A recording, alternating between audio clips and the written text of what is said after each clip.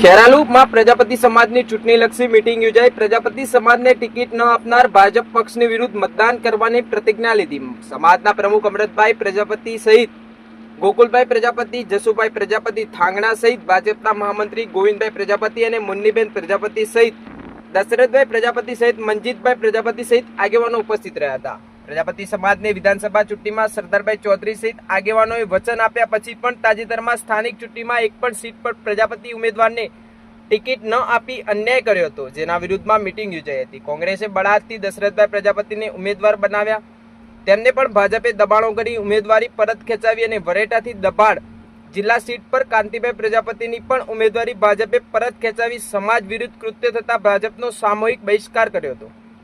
પ્રમુખ અમૃતભાઈ પ્રજાપતિ, પ્રકાશભાઈ ઓઝા સહિત ગોકુલભાઈ પ્રજાપતિ સહિત આગેવાનોએ પોતાના વિચારો રજૂ કર્યા હતા। ભાજપની તરફેણમાં બોલનાર મહામંત્રી ગોવિંદભાઈ પ્રજાપતિ આર્મી મેનને યુવાનો બોલતા અટકાવ્યા હતા અને બેસાડી દીધાની ચર્ચા ટોક ઓફ ધ ટાઉન બની હતી। ગોરિસ્ટા સીટ પર મનીષભાઈની ચર્ચામાં હિન્દુ મુસ્લિમ મતદારોની વાત કરી અને મંડાલીના મુન્નીબહેન પ્રજાપતિની ટિકિટ માંગણીમાં ગોવિંદભાઈ પ્રજાપતિએ સસ્પેન્ડનો મુદ્દો ઉઠાવ્યો, જે વાત સમાજે ગણતરી નહોતી। પ્રજાપતિ સમાજના આગેવાનો એક બની ભાજપના વિરુદ્ધમાં અન્ય પક્ષોના ઉમેદવારોને જીતાડવા સંકલ્પ લેવડાવ્યો હતો।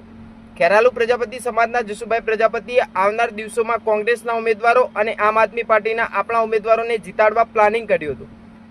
ખેરાલુ તાલુકાના તમામ સીટો પર પ્રજાપતિ સમાજના મતદારો હોય। ખેરાલુ ધારાસભ્ય સરદારભાઈ ચૌધરી સહિત પ્રમુખ ભરતજી ઠાકોરની સંગઠનની ટીમને હાલ તો એક સાથતા 13 તૂટે જેવો ખેલ ઊભો થયો છે।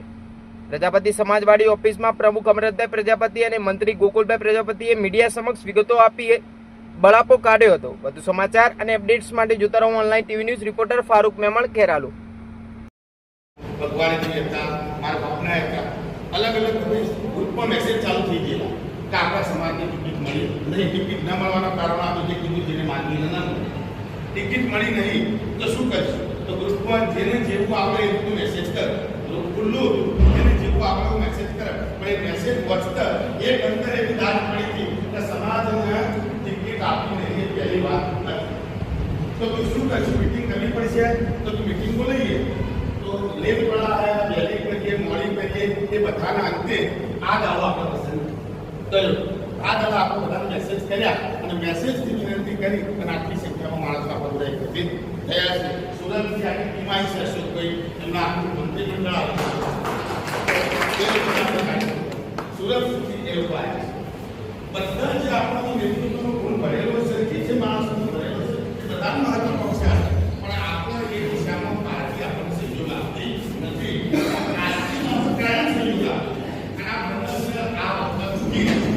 જમણ ખવાય બેજન